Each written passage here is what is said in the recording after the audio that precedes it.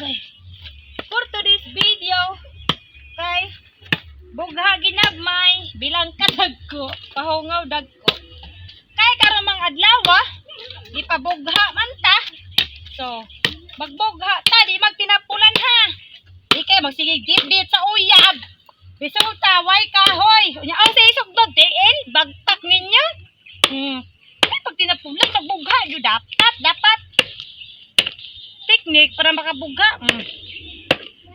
O kamo, kana yung gidit-dit o gitagbo-tagbo sa uyabin ha.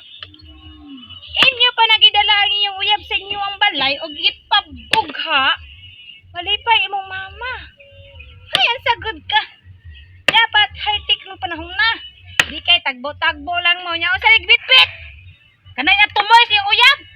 Dapat, Jod. Pagbugha. Food. Oh, kay hait. Kaya mong sundan.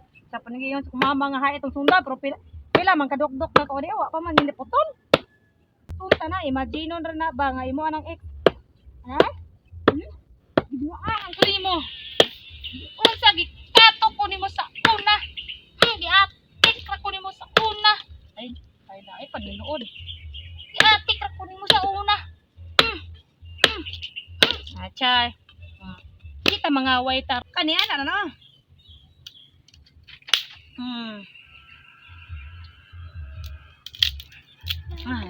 Naure ning kamot.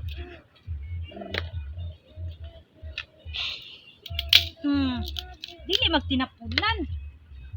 Karon, kamo batan-on. Ay mo pag una-unag laag. Ay mo pag tinapulan. Kung sugoon mo siyang ginikanan, tuman.